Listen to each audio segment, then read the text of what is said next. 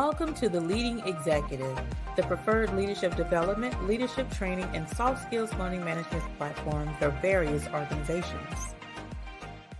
At the Leading Executive, we believe in elevating your leaders' skills with experiential learning.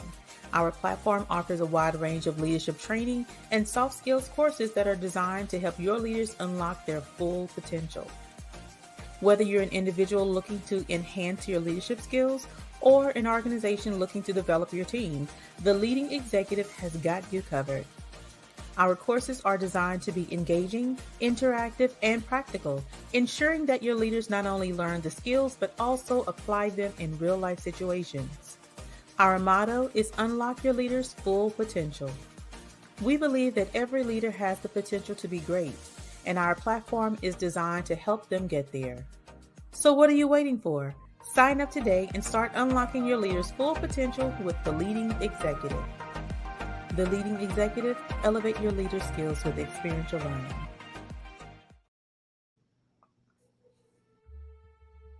Mogul TV Global Network is the #1 streaming TV network for positive programming. Built on the pillars of culture, diversity, and legacy, Mogul TV Global Network is the award-winning platform serving men, women, and families with a purpose, positivity, and passion, while celebrating life by educating, inspiring, entertaining, and empowering viewers around the globe to live their lives on purpose.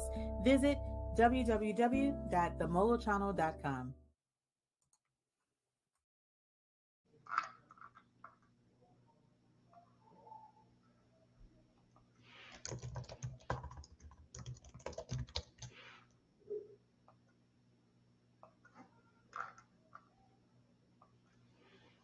Welcome to the Energizer Leadership Summit. I am your host, Tameka, Chapman. I'm so excited to be here, y'all. Listen, I'm gonna give y'all a little disclaimer. I'm a little country, but y'all already know that, right? So if I say doggone, just understand that I'm doggone excited to be here, to be kicking off Monday with the Energizer Leadership Summit, where we are working to embrace, empower, educate, and energize women across the globe.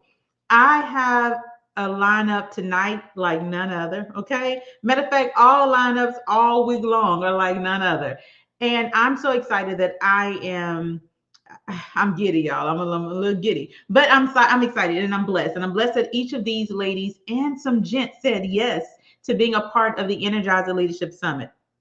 So to get us kicked off, first, if you are tuning in, no matter where you're tuning in from, we want you to do us a quick favor. If you don't mind saying hello, hi in the comments and sharing this broadcast with your groups, sharing this broadcast with those that you know, like, and love and trust so that they can become empowered, educated, and energized today as well, tonight or this morning, wherever you are in the world. But we just appreciate you for being here. So thank you. We just appreciate you. So I'm Tameka Chapman. energizeHER is all about helping women learn to love the lives they live. No excuses, no questions, none of that. We're just loving life. Regardless of what challenges we're facing, what obstacles we have to go through, we are still going to enjoy. We're going to embrace. We're going to be energized to face the obstacle, to overcome the obstacle, and to enjoy the journey while we're on it. Learn from the journey while we're on it. So that way we can share the message, share the lessons with others who may be going through. And tonight, all of the presentations, you're going to hear about overcoming something, whether it is that negative self-talk that you've been giving yourself, whether it's the negative talk that others have been trying to put in you or put on you, put around you, put all over you, right? It's going to be about overcoming something. Overcoming the negative self-talk, overcoming, bias in the workplace, overcoming bias in business, overcoming gender bias in your career, right? So it's all about overcoming whatever that thing is. And I want you all to really be blessed by these conversations, these presentations, these discussions. Engage with us, share this with others, allow them to be a part of the conversation as well. Because at the end of the day, it costs you nothing to share, right? It costs you nothing to share, and they're going to thank you for blessing them with tonight's conversations. So tonight, I'm going to kick it off with a presentation that's all about sinking that sailboat. Okay, sinking that sailboat. What does that mean? That's all about No more excuses. No more procrastination. No more giving up. No more, oh, I'll get to it later. No, you won't. Because if you would get to it later, you'll get to it now. There's a saying that I heard of, don't put off for tomorrow what you could do today. That's really what it is. And in sinking the sailboat, I want you to understand the concept of sink the sailboat. That gives you no other option but to win, no other option but to go forward, no other option but to say, you know what, I'm in this. I'm going to excel in this thing. I'm going to win or I'm going to win. Okay. That's the mindset that I want us to be in. So sinking the sailboat, it's all about getting in the boat, and you see that goal so far away. That goal there is it's in a distance in the middle of the water. You got to get over there to reach that goal, right? And along the way, there's going to be some thoughts. There's going to be a mindset shift. There's going to be some things that's going to nag at you. That's going to tell you you can't do that. There's going to be some people that may call you on that phone. You're like, you know what you doing? Why are you trying to do this? You know better than trying to go for that goal. You can't do that. Who are you? Why do you think you deserve that? Why do you think you should be able to want to achieve that? It's going to be a lot of nonsense that may be in your ear as you're on your way to accomplishing your goal. But the thing about it is, stay in the boat. Stay in the boat. So first you're going to stay in the boat to get to that goal. And again, along the way, those challenges may come. You're going to have to figure out a way to either jump over them, go around them, smash them down, walk over them, whatever it is, but stay in the boat.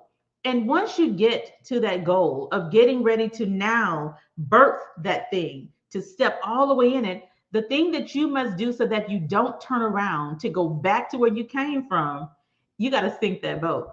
You got to sink it, not giving yourself a way out, not giving yourself a way to have an excuse of, okay, well, I wanted to do this, but I got this other thing that I got to work on too. Well, we all have that other thing that we have to work on, right? We all have responsibilities. We all have other commitments, but there is something that you have to do for yourself as well. So whether that is the boat towards self-care, whether that boat is leading you to taking time away from everybody else just to get that moment of peace and quiet, another version of self-care, whether that goal is accomplishing something for school or a leadership certification or something, it doesn't matter what that goal is.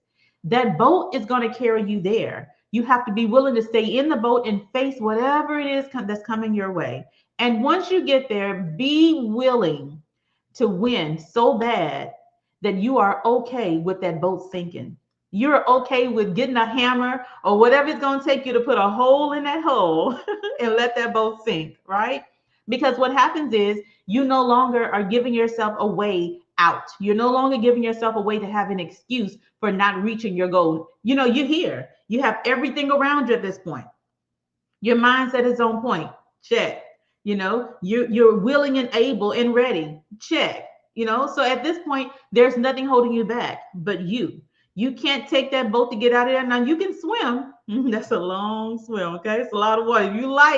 If you can drink all that water, I wish you will have a good time. However, stay there, stay in your goal, stick with it, get it done. Don't give up.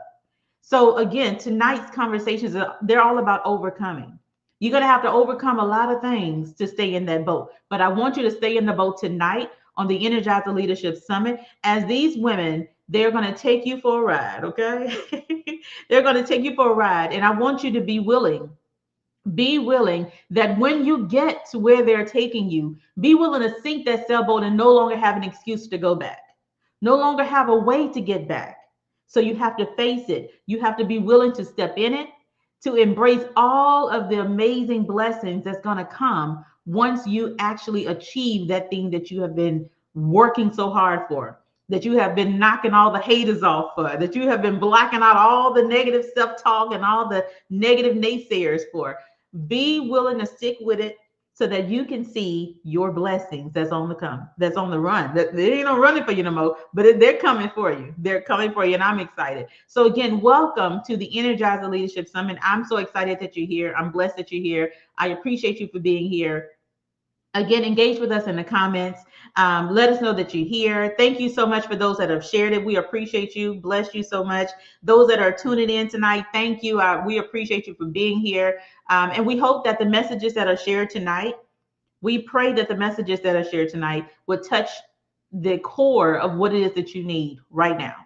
The core of what it is that you need right now. So that way, when you hear the words, when you get the message, now you can burn that boat. You can sink that boat. You can cut it up in a million pieces, whatever you need to do, but just get rid of the boat, which means you're getting rid of the excuse of no longer having the knowledge, no longer having the ability, no longer having the group, the support to do the thing that you need to do. So again, welcome to the Energizer Leadership Summit. I'm so excited that y'all are here. So without further ado, because I know y'all know I can talk a lot. I am going to bring on our first keynote speaker, Miss Latasha Jimerson. Latasha Jimerson is an author, coach, and keynote speaker. She is the CEO and founder of LT's Coaching and Educational Services, which is a coaching and consulting firm that helps people learn the skill of self-publishing. I mean, where are my authors at? If you're an author, put it in the comment that you are an author. We want to celebrate you for being an author, right? And if you're not an author, tonight is for you, okay? So her clients come to her with scattered ideas, but they leave with high quality book products, right? That's what you need. Thank you, all the authors in the room. Thank you. You can experience learning from Latasha by visiting her YouTube channel called Your First Book 101. Help me welcome Latasha Jimerson. What's up? Thank you so much for being here. Go ahead on, have a good time. I will see you soon. Thank you so much, Tameka. I appreciate you. Hello, everybody. Happy Monday. Today is the kickoff day. It is day one. I don't know about y'all, but I've been so excited about this evening. I am so happy just to be here with you and to be kicking this off on day one. I want to take about 30 seconds to do a little happy dance. So if y'all are in the house and you want to do a little happy dance, just do a little happy dance, because finally today is today and we're here. We're here, we're excited, we're motivated, and we're getting ready to just really kick things off. So let me go ahead and pull up my slides. And I am going to share with you just a few pieces of wisdom.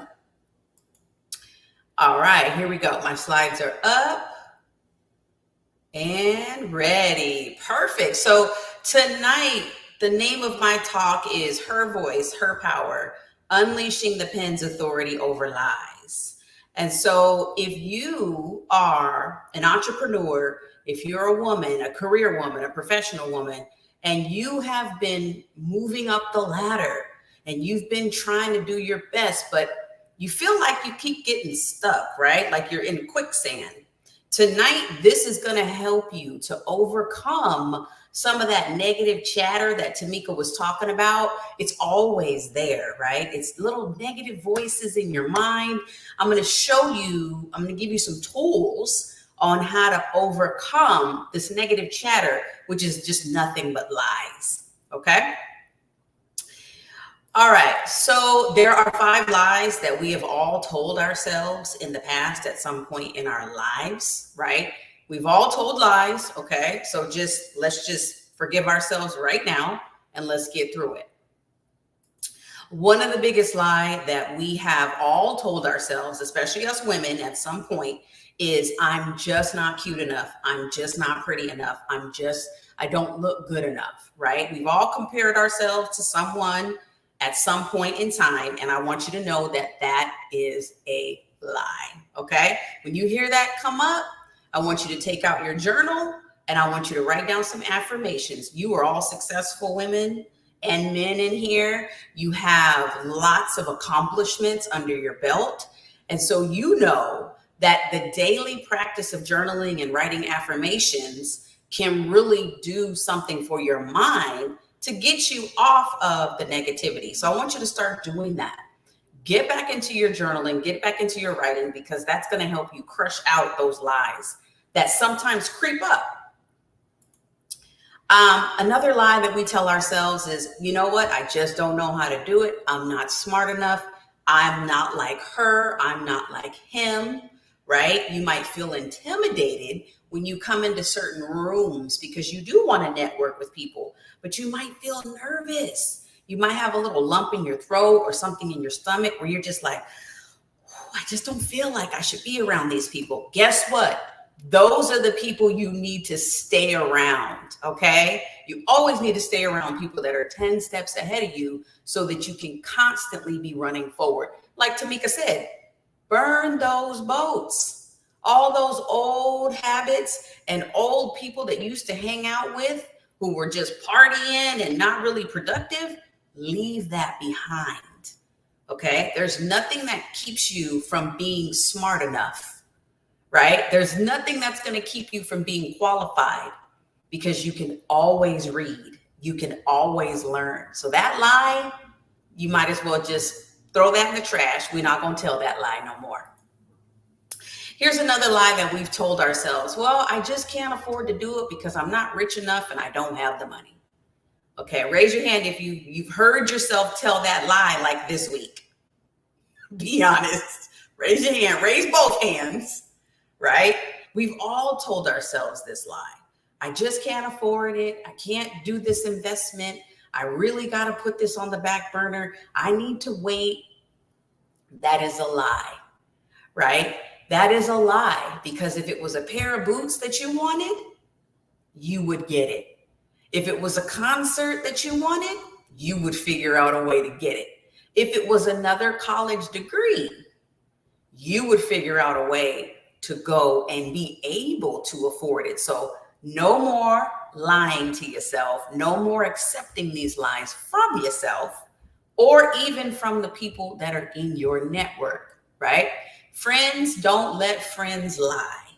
Okay, remember that slogan back in the day? Back in the 80s, friends don't let friends do drugs. Well, you're in a whole different category now. You've got friends who are moving up the ladder.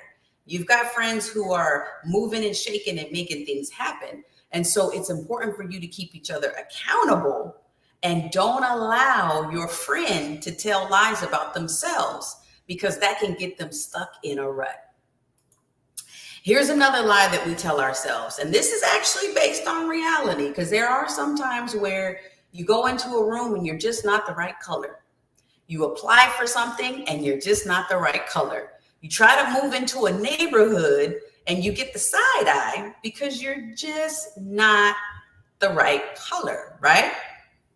Okay, here's what I'm going to tell you if you're not the right color. I guarantee there is a community in the world somewhere waiting for you where you are the perfect color. You are an amazing color and you are an addition to the group. You're an asset to that group. And guess what, y'all? We have something called the internet. So you can literally type in whatever kind of community you're looking for and you will find it. Because you are the right color. When you're in the right space with the right people at the right time, you are just right. So don't allow this little lie to continue to hold you back and to stop you from doing the things that you want to do because there are people out here to support you. You're in the room tonight with some incredible people. You are in the room with some folks that have done some things that you can only dream of. But guess what? You also have goals and dreams, and you're here because you're going to lock arms with us. You're going to lock arms, you're going to burn those boats, and you're going to continue to move forward because guess what? You're here for a reason, and you were built for a time just like this. So don't allow these lies to keep you from what it is that you're supposed to do. Okay, here's the last lie. Okay, the last lie that we tell, and I'm going to just raise my hand. Raise your hands if y'all have fell victim to this lie before. Okay, this is kind of the opposite of the other four. How many of you have ever been in a rut, stuck in a rut? You've had a hell of a week. Some of you might have been this week, last week. You've had so many things happen at work, so many things happen in the family, health issues, financial issues. Somebody lost the job, somebody got fired, somebody got into a fight, right? Your kids may be acting up. How many of you have ever gotten on the phone with someone and they've asked you, how you doing? And you say, oh, I'm fine. Raise your hand if you've ever done that. Raise 2 hands if you're super guilty, like me, right? And us women, we do this more, I think, because we feel like we should be strong enough to handle our burdens alone, right? We feel like we should be smart enough to do it. We should be able to handle it. It's ours. We don't want to burden anyone else with it, right? So we tell this lie, oh, it's okay, I'm fine. Oh, no, I'm fine. You don't need to help me with that. I'm fine. We need to stop it.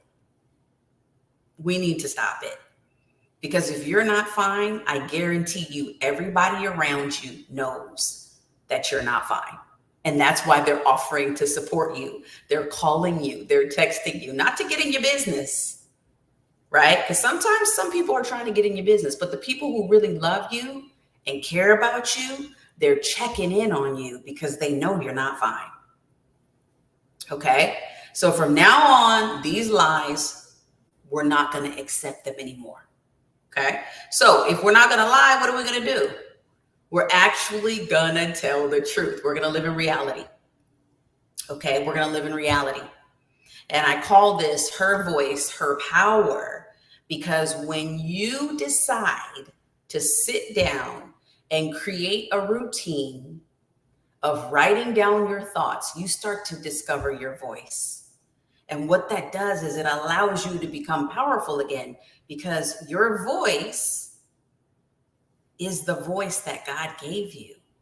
It is the joyful noise, right? It is the joyful, childlike, playful voice that somewhere along the way, someone told you to be quiet. You don't have to be quiet anymore.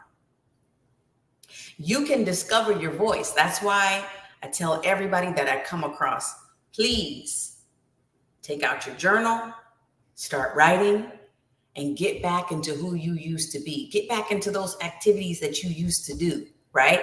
You feel your mood shifting? Get back into church.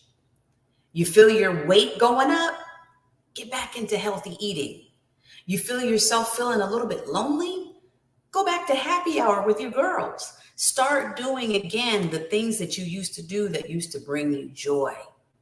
And that's how you get your power back, sis.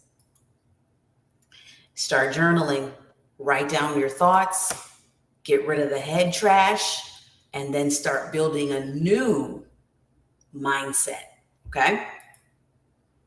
The last thing I want to leave you with is, there's that quote, the pen is mightier than the sword. And it is. We hear that. But has anybody ever explained to you why? The pen is mightier than the sword because when you write down your emotions, your feelings, and what you've been going through, you're going to learn the truth about yourself. And the truth sometimes hurts, but we all know that the truth shall set us free. And so I came by tonight to kick us off to this beautiful week, to let you know that everything that is inside of your soul, everything that is bubbling up inside of you, there's a reason why. All your dreams and goals and aspirations, get back into writing them down, because that's going to hold you accountable. How do I know? Because I go back and I look at my journals from 5 years ago and I'm like, wow, everything that I wrote back then, I've accomplished it now. And so that's what I want to leave you with tonight. I want to tell you, have a wonderful time. It's been amazing. I love you. And I'll see you throughout the week in the summit.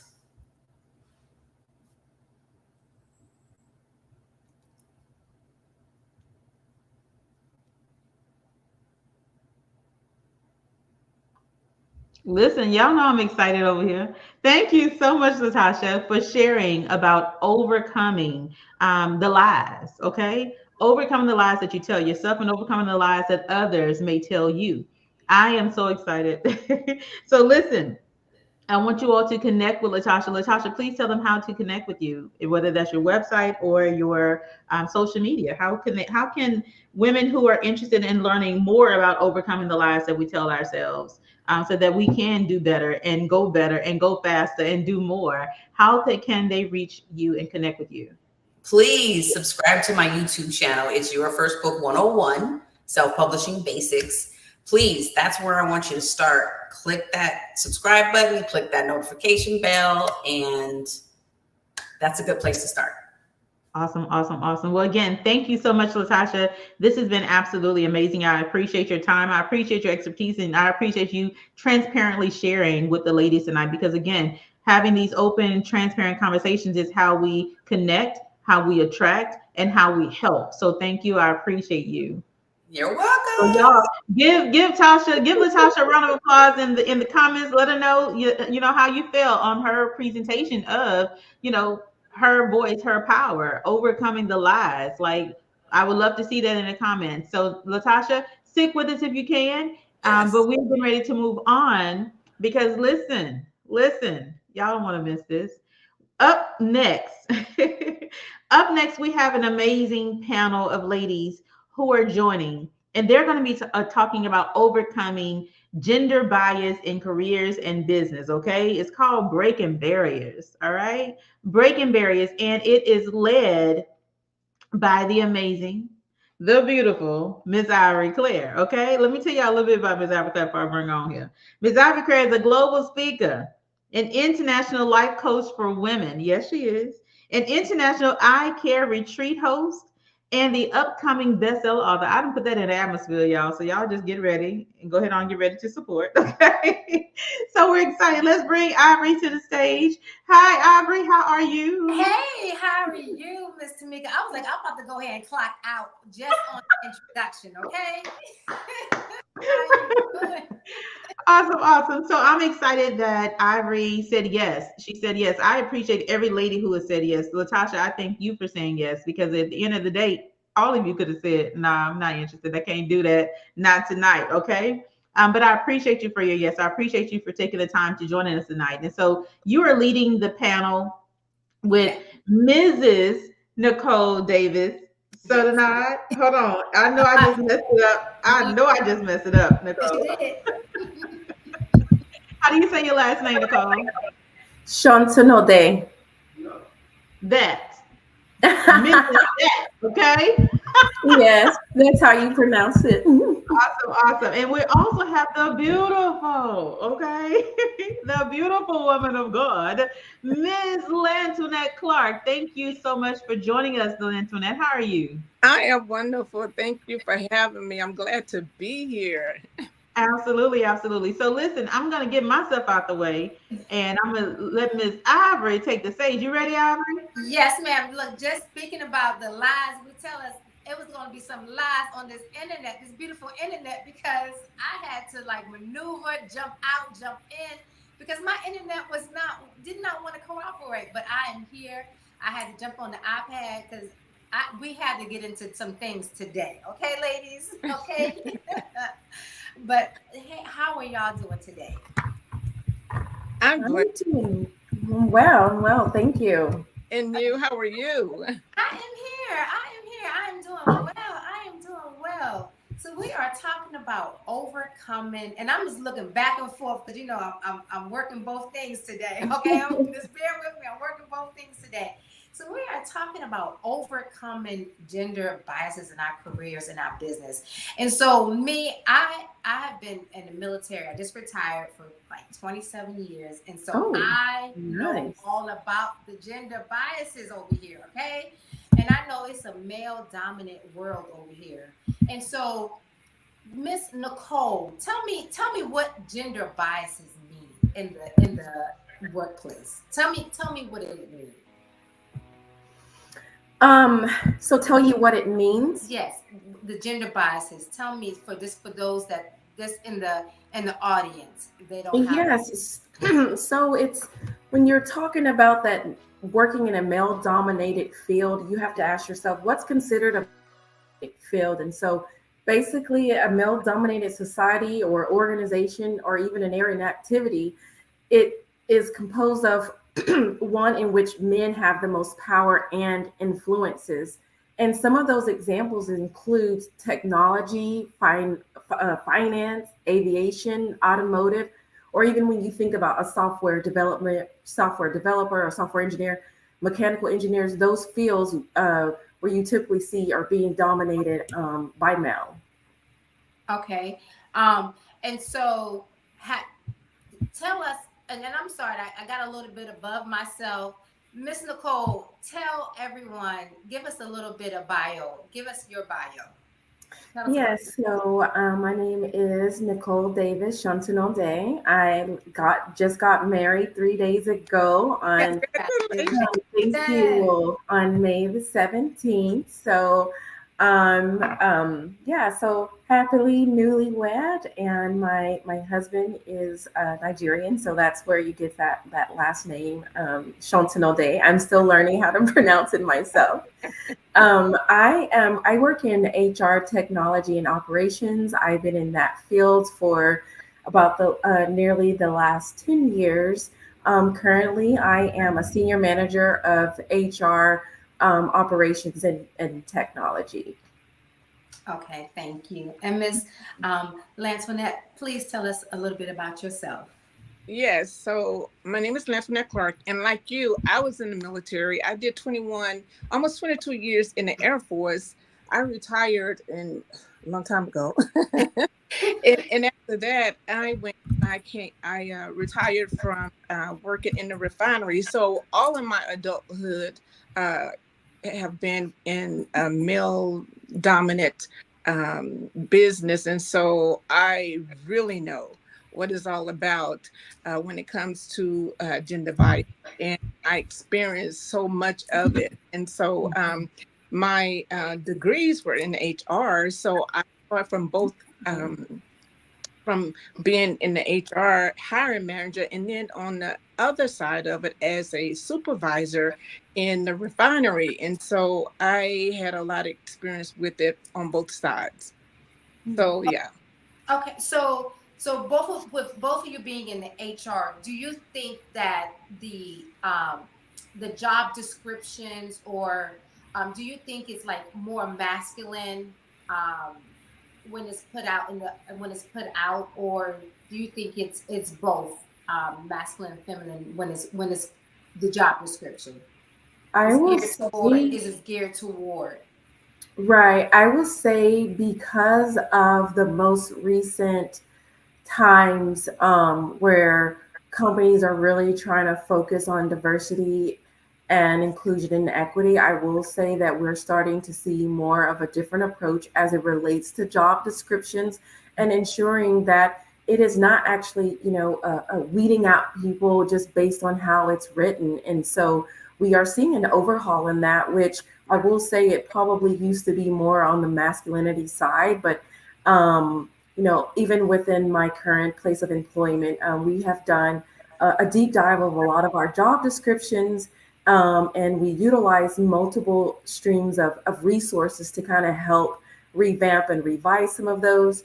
We're also seeing an uptick in the utilization of AI, so that different types of machine learning or different types of program that you could use to help you write out your job descriptions a little bit more and to look for those key things to see, are we being diverse here, not just in terms of gender, but even as the other physical elements that you could see, whether it is, on the basis of a racial factor. And then also too, you would also look at on the basis of even like education and things like that. So I will say that we have came a long way, but we still have a bit to go.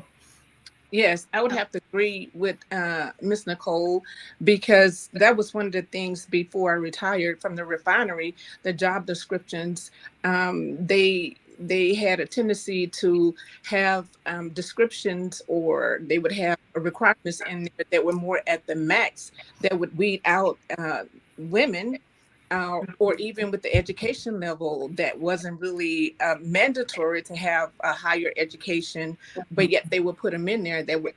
It would weed out a certain group of people, and so they were in the process of doing an overhaul and writing a job description in the refinery for specifically the lower level operator jobs, and so yeah, I would have to agree with her on that. Okay, so now they're including both genders in the job description, but once you get in the door with the interview questions, are they being inclusive? And with that, I would also say where I was, we made it instead of just say one person or two male during the interview process, we would make it like a board that consists of men and women, so you could have more equality when it comes to men and women when you're interviewing the applicant. And so that would make it a little bit more fair when it came to interviewing for a male or female for the position, especially for a refinery, because if you had a female walking in the door, sad to say, and you had just two men interviewing them, it would be hard for them to pass the interview. And so we came to the conclusion, we meaning the management team, specifically the new plant manager, he wanted to diversify um, the workforce at that particular refinery. It was a small refinery, and he realized the issue that we had. And so we made it a panel that consists of men and women equally to interview applicants. Okay, so do you think that if you have a female in leadership leading all men, Miss Nicole, is it hard to lead them or manage them?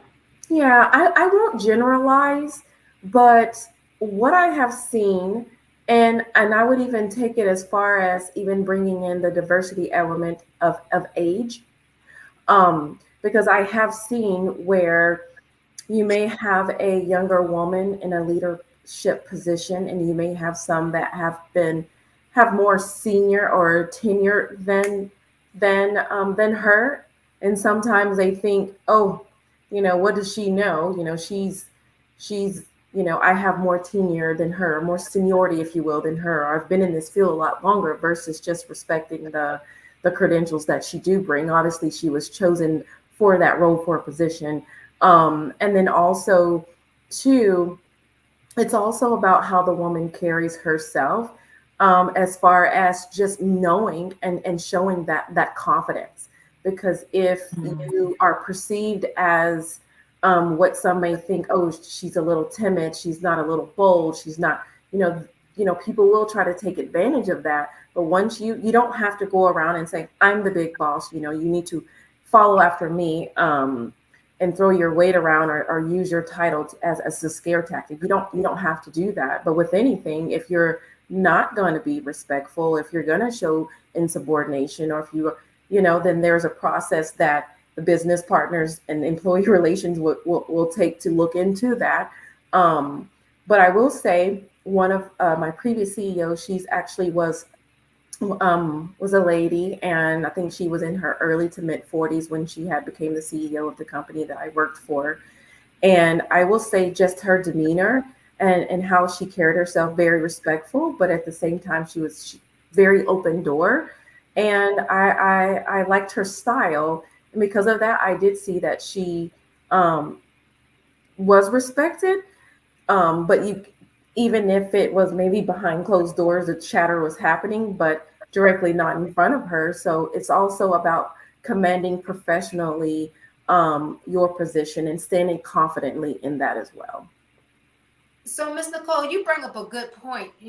So sometimes when we get in, other females get in these positions, we feel like we have to compete, because now we're competing with genders now. right? Mhm. So only one of us can be at the top. So now Right. are we competing with genders now within ourselves? Do you feel that way? I do. And then I sometimes feel that we could also be our own worst enemy as well, where there tends to be also some bureaucratic like struggles amongst the women themselves too, because everybody wants a piece of the pie. But the way that I see it, I you can be good at a lot of things, but pick that one area that you want to master in. There's more than one seat at the table, which is why you have a panel, or why you have the C-suite, if you will. You have the chief financial officer, your CEO, the chief product officer. So you have all of these different positions, um, and just different elements of the workforce. Find your niche in the area and hone in on that. I think that's a good way to look at it, but I do feel like there is the competition because the pool is a little bit limited, especially in the technology space that I work in. So you have two things. You have me as a woman, me as a 40-year-old woman, and then me as a Black woman. So I could put all of these um, names for myself, but it's at the end of the day, I want my work to speak for itself. And I believe that the more you strive to have those open doors and those respectful relationships with people, I feel like that is what helps to move the needle. But I have seen that competition, and even me, I have said at some point, it is a whole lot easier reporting directly to a male. I've said that at some points in my career, because sometimes women could tend to be just a little confrontational. Not saying that men don't, but we have to break those barriers so that men don't continue to see us that way, that we're being catty women in the workplace, that they can't, because we're leading with emotions, or we're leading with anger versus leading with facts and being more rational, and not being so subjective all the time. Miss Lantoinette, what have you experienced personally with with gender biases? Okay, so two things. When I was in the military, this is one of the things that really really bothered me when I was a senior. I would say senior management, and I was overseas. It was I hate to say old timer, but he had been in the military for a long, long time. He was a master sergeant. He had been in for. I mean, he felt like women shouldn't be in the military, and not to mention a pregnant woman. I, and so it was like I had to prove myself. I had to do like 3 times more than the man that was under his chain of command, in his chain of command. And so that was hard for me because I had to go above and beyond, and he still wasn't satisfied for the mere fact that he didn't believe women belong in the military at all. And so that was a struggle for me. And then in the civilian world, I was HR manager, and because I wanted to make a change in the workforce for women, I asked to go over to the other side, to operation, to be a supervisor in the operation field. And so the guys wouldn't accept me for the mere fact they saw me in the office. They could receive me and accept me in the office. But when I went over in operations, it was like they saw me as the weaker vessel, like I couldn't do the work. In their eyes, like, we don't want you to get your nails done. No, I want to get my nails dirty, is what they said. Oh no, Miss Lantoinette, we'll do it for you. No, I know what the job description is. I accepted to do the job, so let me do the job, right? And so I had to prove myself that I'm not a damsel in distress. I can do this job. I know what the job description is. And so it took them a long time to accept me and let me do my job. And so when women came over, when I hired women in the career in that area, I would not allow them to play that role, although some tried. But if they read the job description and they knew that the job description said You have to be able to lift 50 pounds. You have to be able to stand for 12 hours. You have to be able to do these things. Then don't cry that I can't do this and ask a guy to assist you, because that's not right. That's not fair. And so we want them to look at us as an equal partner, right? To do the job, then that's what you do, because that's the reason why they feel we shouldn't be over here in operations. And so I try to overcome the barrier like that. Like if I could do it and I show them that I could do it, then when I hire a woman in, surely they can do it as well. And so little by little, we was able to chip away, break the barrier, break the walls, and the men out or was accepting and women coming over into operations. Okay. So you bring up a good point. So it makes me go back to, like I said, I'm military. So when the Army fitness test changed, and they had before it was based on your gender, your age, and things like that, right? So it changed, and it was based on just your job. So whatever your job was, that's what you had. That's the amount of reps or push-ups and things you had to do. And it didn't matter how old you was, and it didn't matter your gender. So now if you were HR, men and women had to do the same amount of reps. Mm-hmm. And personally, I was like, well, hold on. I wanted to pull the gender card because, I'm thinking like, so do you think that we pick and choose when we want to pull the gender card? Do you think that, we want to be, we want to be equal, right? When it's convenient for us, but then when it doesn't look good, we want to pull the gender card, when it's, when it looks a little, teeter-totter. So do you think that we do that? I think so to a certain extent. I think so, because like I said, over in operations, the women they want the promotions. They want to be able to do certain things, but when when they don't want to do it, then it's like, well, I'm a woman, and there's no way I can carry this 20-pound hose up 11 flights of stairs, right? Well, that was the job. So why, but yet you want to get a promotion at the equal, rate of the same, operator that can pull the hose up the 11 flights of stairs. So, no, it has to be, it has to be one way or another. You want equality or not, right? And so, yeah, I think we should want it to be fair across the board. Right. What about you, Miss Nicole? Do you think that we we pull the gender card when it's convenient for us?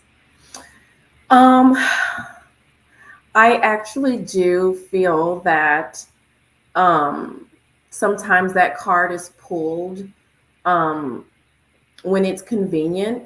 But I would say in my field that I work in, I would say yes, especially if you're looking around and you're like, man, this person's getting promoted, they're getting promoted to senior developer. And sometimes it's within reason that they are using that card, and sometimes it's not. Sometimes it's okay, yeah, you're missing all of your KPIs, you're not hitting the mark, you're not showing up for meetings, you're not doing the extra work. You can't really use that card then. But if you're comparing apples to apples, you can say, I'm hitting my targets. I've been, making all of this progress. I've been led all these projects. I've done X, Y, and Z, and I'm steadily getting passed up for promotions. And there's no rationale, no rhyme or reason. Sometimes it may be perceived like that. And you're looking like, I'm not part of the good old boy club or something like that. Because sometimes people, unfortunately, they do get promotions and raises or may get that job over another person who may have been more qualified because of it's who they know or a friendship thing.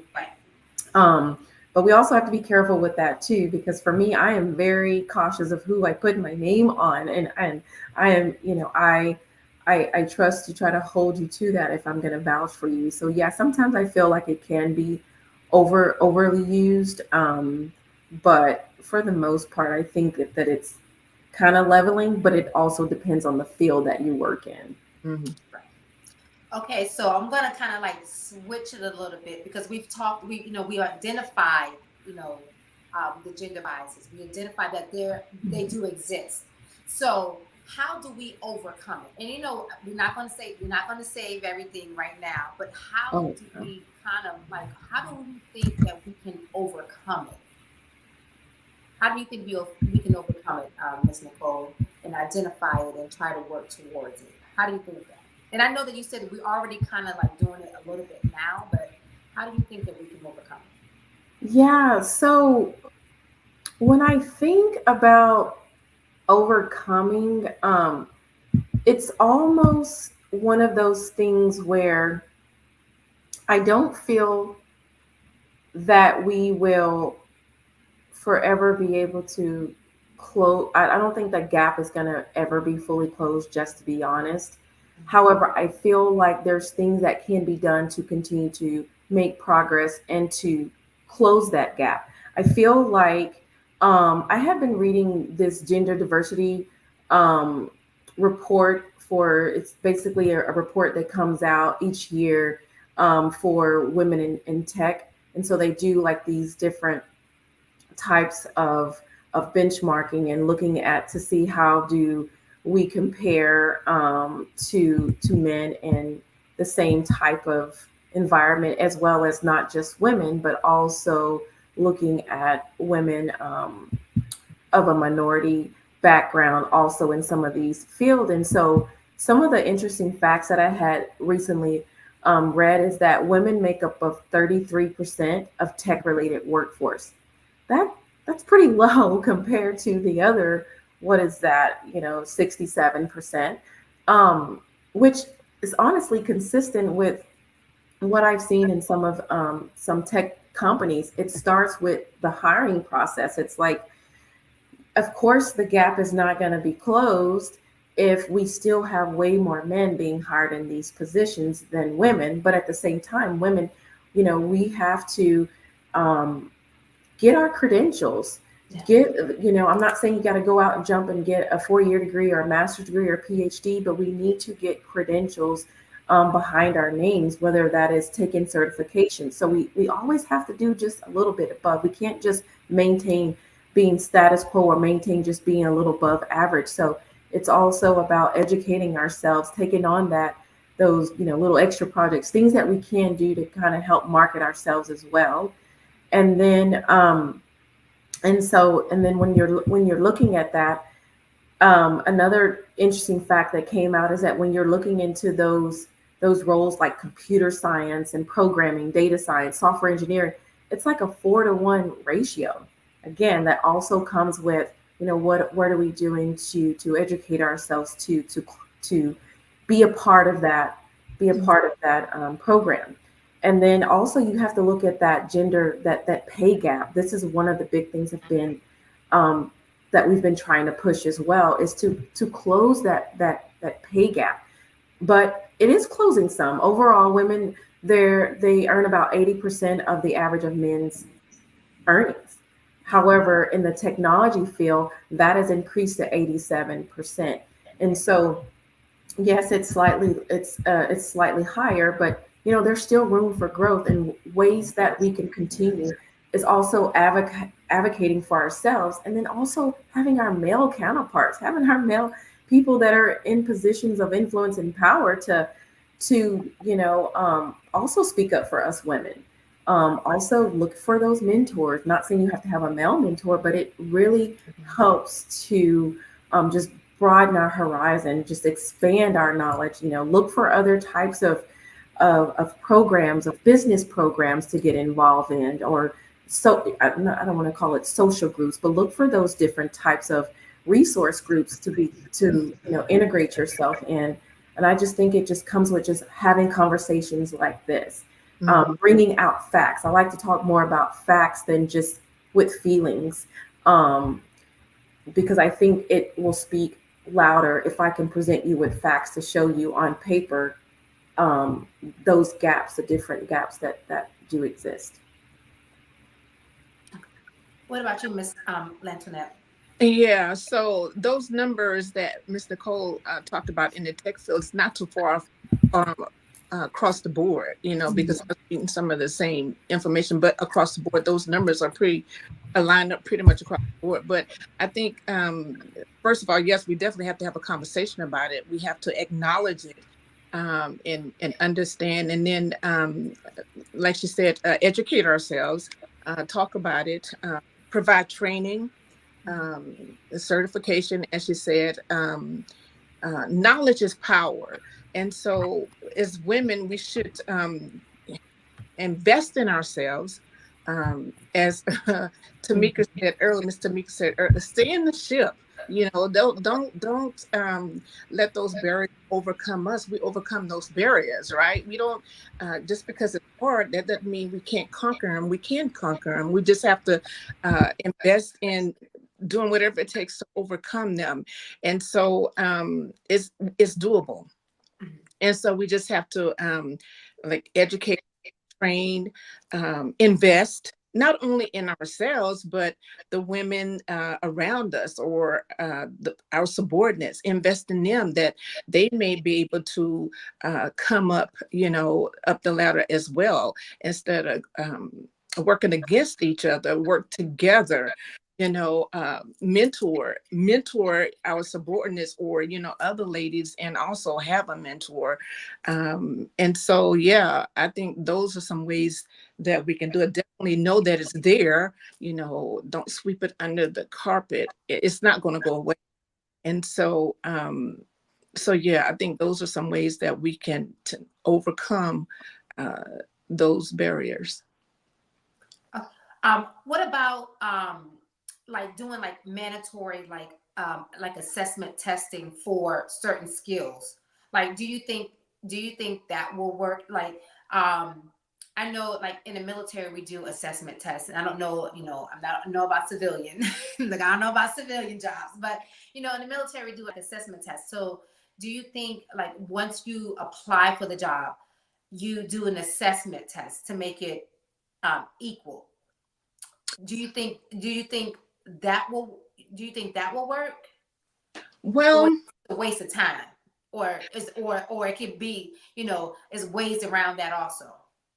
I'm not quite sure. I wouldn't say, it's worth it, but assessment, because some people are not good testers.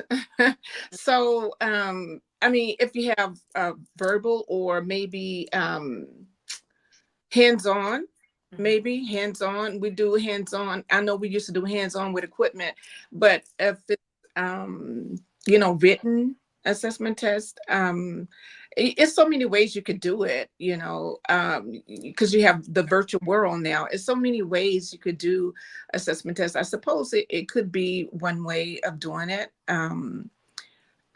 Yeah, it could be. Okay. What about you, Miss Nicole? You think? So, assessment tests. I will tell you, I don't like them. Not necessarily the personality test. I think those are fine. I actually kind of enjoyed doing those, just to kind of see how things have changed over the years. Just we change, and but I will say I hate standardized assessment tests, because you can weed out people that you may not necessarily need to. Could be a total rock star for you, but because of this assessment test. And I'm glad that you brought this up, because I've worked for a company before where they've utilized assessment tests. That's just one of the first things that they do, besides the personality and behavior test. And then you do this assessment where you're trying to answer as many questions as you can, 50 questions in 10 minutes or whatever, just to see how many. And it has nothing to do with whether you do that job or not. And so we've had to kind of start looking at that to see if it's weeding out people based on that test. You could be reading out people that may have certain types of disabilities that doesn't affect them to actually do their job, but it's not geared to help, to help be inclusive. Or you can look at your results and say, I'm noticing it's weeding out a lot of Latin and Latinx people. That's a trend. There's an issue with that. Or it's only geared to only, we're getting a lot of maybe male between the ages of 25 and 45. So those tests, you may need to administer certain things to kind of look at the data to see what the trends will tell you. But at the same time, once you see that, you can't ignore it. You have to say, what do we need to do? Maybe this is not the right assessment. Maybe this is not the right way to go, because you can weed out people in the interviewing process that truly may be a good fit for the job. But some standardized assessment test is saying, nope, she couldn't answer that many questions right. Out of 50 questions, she couldn't answer enough in 10 minutes. And if you like me, I'm way too analytical. I need, that time frame is just not enough for me. But seeing the downside of that, and it's a little difficult at times to navigate. Okay. And then last question, Miss Lantoinette, can you give a woman, she's at her wit's end. She is frustrated. She is frustrated. She's on the verge of quitting, giving up on her business, quitting her job. What would you tell her?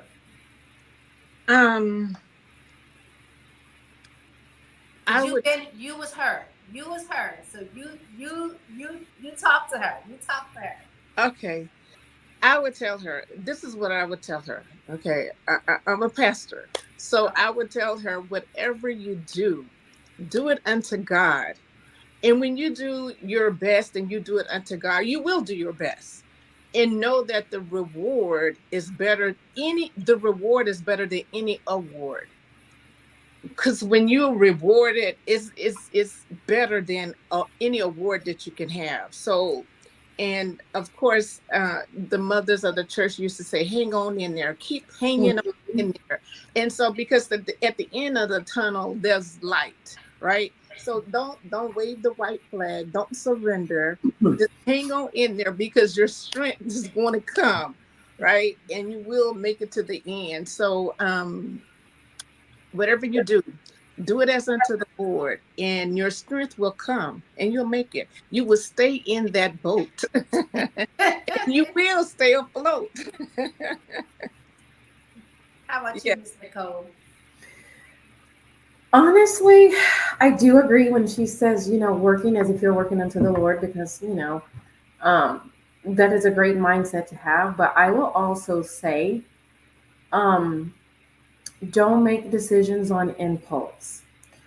Talk, if you have a mentor, if you have a trusted source, someone that you can talk to kind of hear you out before you start making any rash decisions, that would be great. But I also will say, know your limits, because I have reached that point before in my career where I felt a total burnt out. I have done all that I could do. I have nothing left to give. And I can't bloom where I'm planted if I'm not nourishing myself, if I'm not pouring back into myself. I can't water in anybody else if I'm not watering myself. So I had to, you have to realize and know what your limits are. And then if you feel that it is truly time for you to leave, don't just take the first thing that's thrown at you. You really want to make sure you're not jumping out of one frying pan into another. So you want to just do your homework.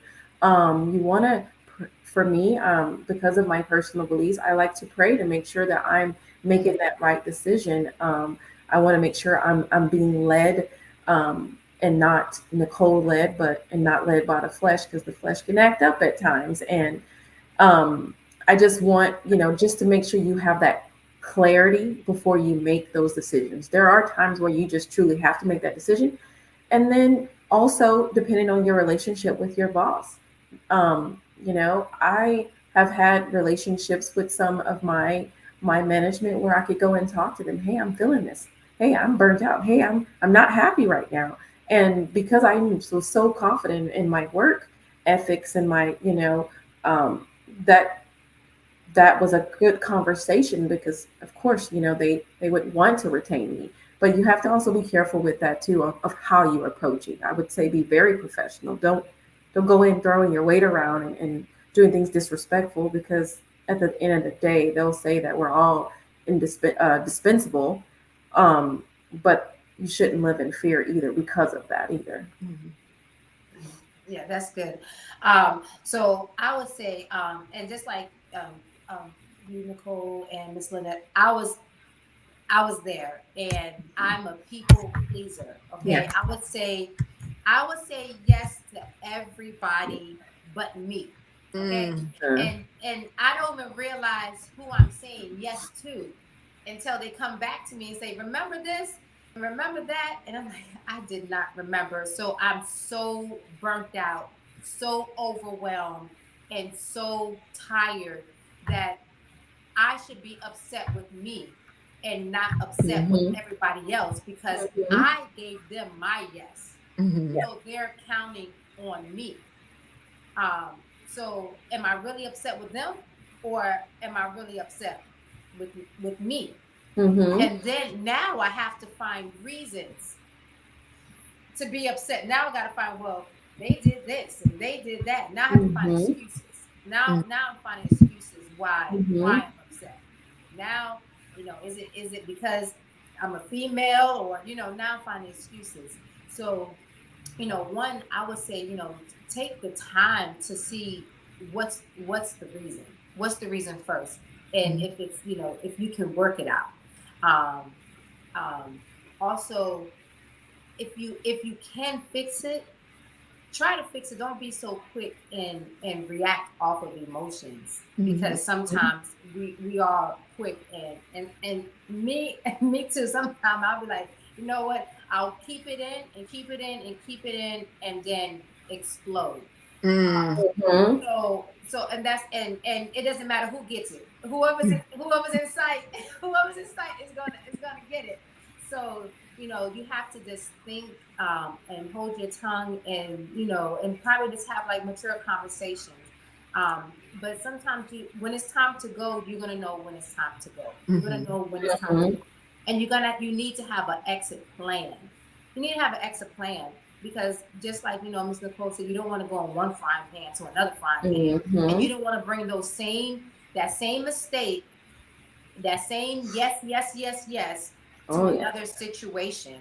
You don't want Mhm. to bring that same Mm-hmm. situation. So you need to find out, okay, look, what did I do wrong, or what didn't I do over here, so I won't do it over to my next journey, my next destination.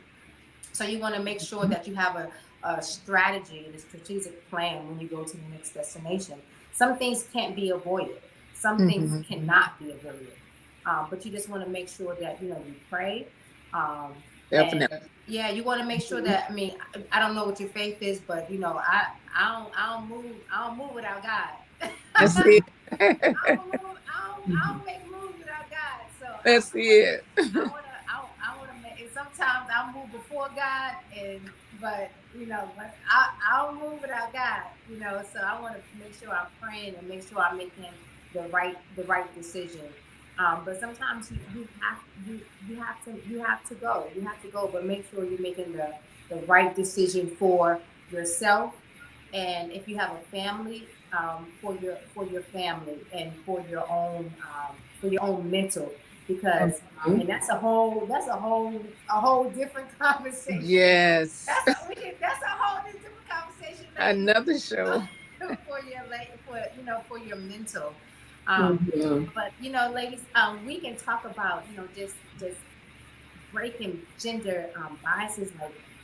Like I said, we're not gonna fix everything right here, but I just wanted to, just to give the people on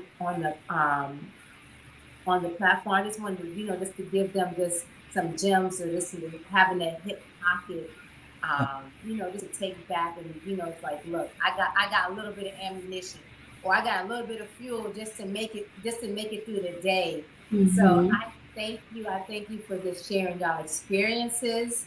Thank you for being transparent. Again, Miss Nicole, congratulations on Thank your you. nuptials.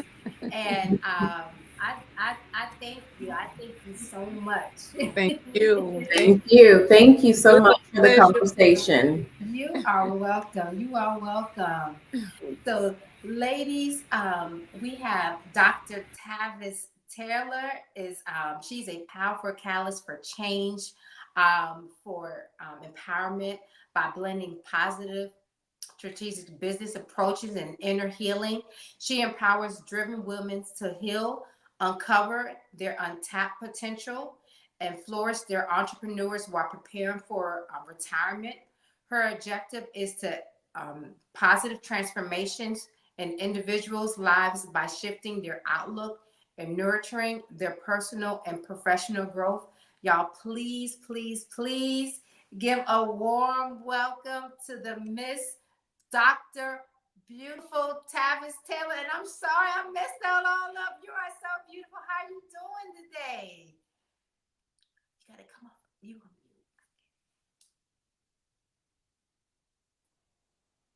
Hello, hello. Can you hear me? I can hear you. How you doing, beautiful? Hey, hey, hey. I'm excited. How are you? I am well. Good, good, good. You ladies just killed it, right?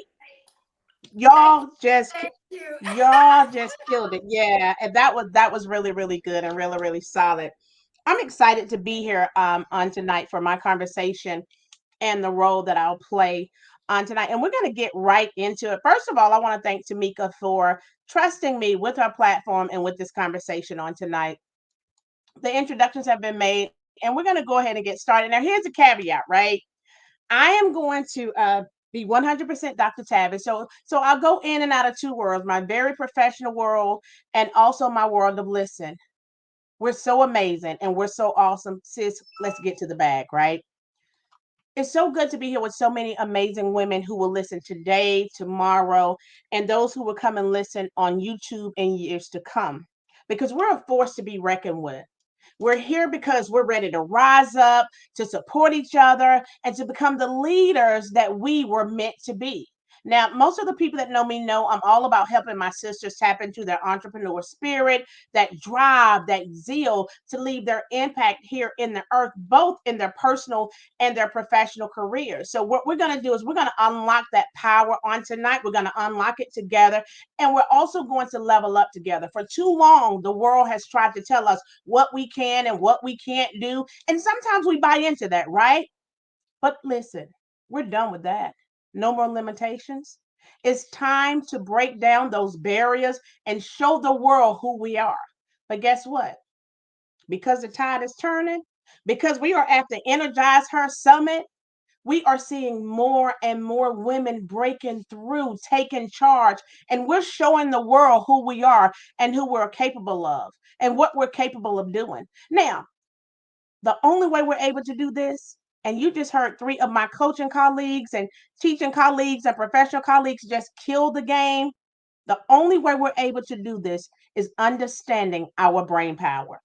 That's it. Understanding our brain power. There's a science called neuropsychology, and that study shows how our brain works.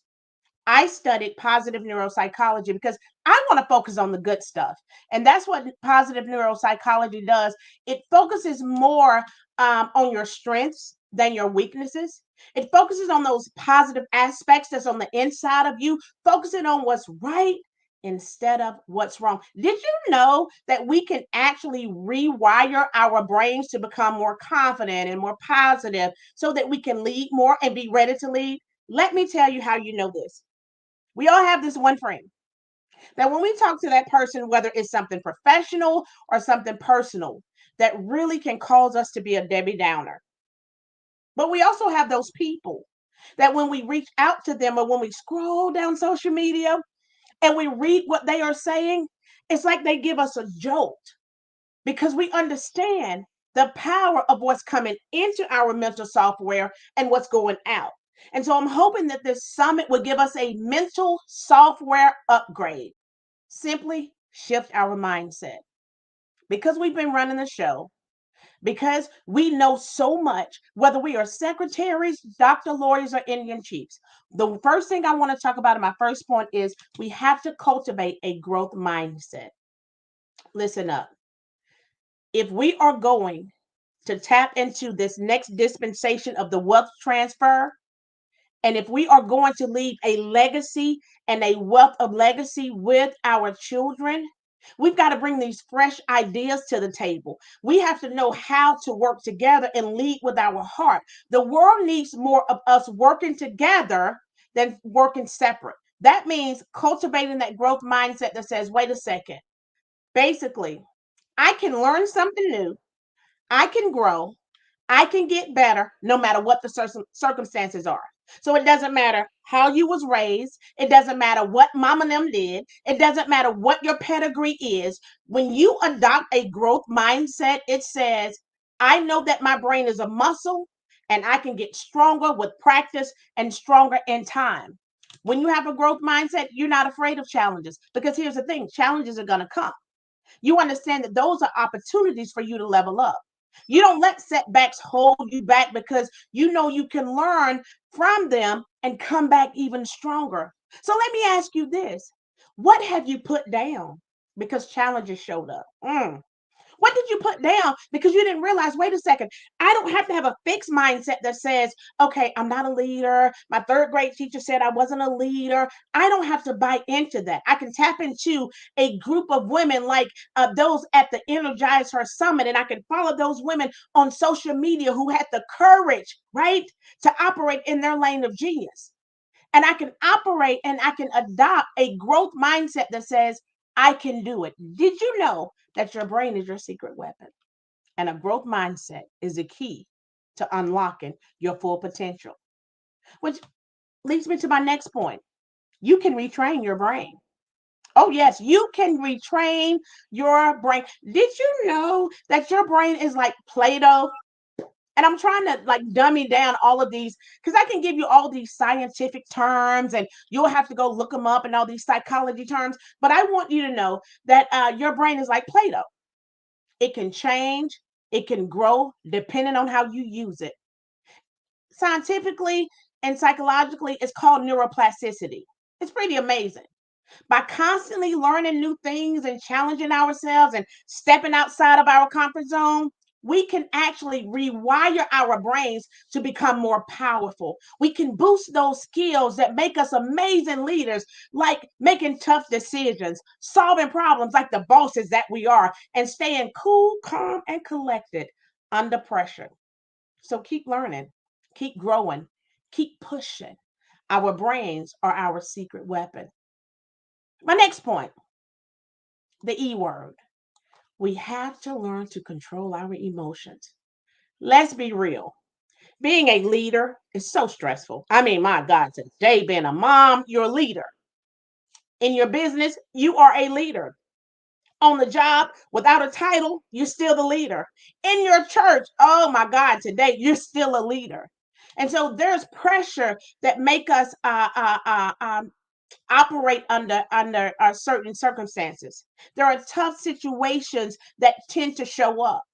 Stay strong when things get crazy. We can train our brain to handle these stresses like a boss. Positive neuropsychology gives us the tools to build our resilience so we can bounce back from setbacks and stay cool, calm, and collected under pressure. Come on now, you know you've been in a meeting with somebody who you wanted to tell one thing, but you knew that your income was based off of whether or not you told that person off. So you had to stay cool, calm, and collective. That's you controlling your emotion. It's like having this mental shield that protects us from negativity and help us to stay focused on our goals. Control your emotions. We can learn techniques to reframe our negative thoughts, manage our emotions, and stay grounded even when things are hectic. The more you practice, the stronger your resiliency become. Listen, ladies, we've got this. And I want to talk about self-love, self-compassion, or treating yourself with kindness and understanding. Did you know that when you're more compassionate on yourself, it reduces stress and anxiety? It also promotes emotional regulation, allowing you to better manage challenging situations. My next point, slay those negative thoughts. Negative self talk can activate the fear center of the brain. And the fear center of the brain is your amygdala, it's your fight or flight part of the brain. It leads to stress and anxiety. When you are stressed, and when you say, for instance, if somebody yell at you and you yell back, that's your fight or flight mode part of your brain. But I'm telling you, because of negative self talk, it's almost like you walk into that office or you pull up and you're sitting in the car and you have a meeting with your boss or maybe a contractor or one of your clients that really get on your last nerves. And you sit there and you think, she got one more time to say something to me. That's negative self talk. But if you can replace those negative thoughts with positive affirmations, not only does that help you rewire your brain for greater self control, self belief, and resilience, but it also massages what's called your reticular activating system. And your reticular activating system, your RAS, right? I want you to start telling your friends, girl, I'm controlling my RAS. I'm retraining my RAS. That's the part of your brain that filters information in. Garbage in means garbage out. Positivity in means positivity out. It's kind of like when you buy a new car, right? You buy a new car. I had a friend, he bought him a new G-Wagon, and I don't like G-Wagons, but he bought a new G-Wagon, and every time he turned around, he saw another one and another one. He thought he had a collector's edition. No, guess what happened? When we purchase cars and what we focus on, we tend to attract that. Now, I am a pastor. And the Bible says, as a man thinketh in his heart, so is he. So is he. And in studying the brain, I realized that there is psychology and science to match up or to back up what the Bible says. Whatever you think about is what you're going to attract. So if you slay your negative thoughts and you retrain your brain, being a leader is not easy. We're going to face challenges, but we have to have that self-compassion, and we have to know that I am going to work enough on me so that I don't forfeit what God has given me. And lastly, community is so important. Some people call it community. We can call it squad goals. Whatever it is, you're going to have strong social connections. They're essential for your well-being. I had an event this weekend in Atlanta. It was one of my mentees, and she's a part of my mastermind. She's also a member of my church, but it was her birthday. She flew into town. Another young lady flew into town. Other ladies drove a distance, and we were able to get together, right, and fellowship and have an amazing time. They are my squad, and I am their squad. And it is so essential for our well-being. We are going to Cancun next month because we understand that studies have shown that people with supportive relationships have lower levels of stress hormones. They have better cardiovascular health. They have stronger immune systems. In the corporate world, we call it the power of connections. However you want to slice it, you have got to have some strong social connections. It's good for your health. And guess what? That networking and those opportunities, Tameka knows what I do. She'll refer somebody to me. I know what she does. And because we have a strong social connection, it's easy for me to refer somebody to her as well. So the power of connection is so important. So let's do this. Let's level up together. Let's create opportunities for all of us to learn and grow through think workshops, mentoring programs, coaching sessions, and also just like this event, the energizeHER Summit. Self-care ain't selfish. Let's understand that we can't pour from an empty cup, right? We've got to take care of our mental and emotional health because it's so crucial. One of my mastermind participants and my mentee, she's going to talk about self-care. I think it's on Friday. And then we need to shine light on our sheroes. We need to celebrate the amazing women who are already killing it in leadership roles. Their stories inspire us and show us that anything is possible. So where do I get started, Dr. Tavis? Let me tell you this. Number one, start with a gratitude journal. Start there, writing down 3 to 5 things you're grateful for each day. Did you know that this simple practice can shift your focus to the positive and rewire your brain for happiness? Number 2, practice mindful breathing for 5 minutes a day. When was the last time you just sat still, no phone, nothing else? You just sat there for 5 minutes. And for those of you that's just like, oh my gosh, she's a pastor talking about mindful breathing. Absolutely. The Bible says meditate on the word day and night. What are you doing with it? Identify one limited belief and challenge it. What's one negative thing that's holding you back from applying for that leadership role, from launching that business or that brand? Write it down and then write a counter argument based on your strengths and your past successes. Reach out to a mentor or role model. You have to seek guidance and support from someone you admire. See, it's their experiences and insights that can help you navigate challenges and build confidence. Number 5 is one of my favorites.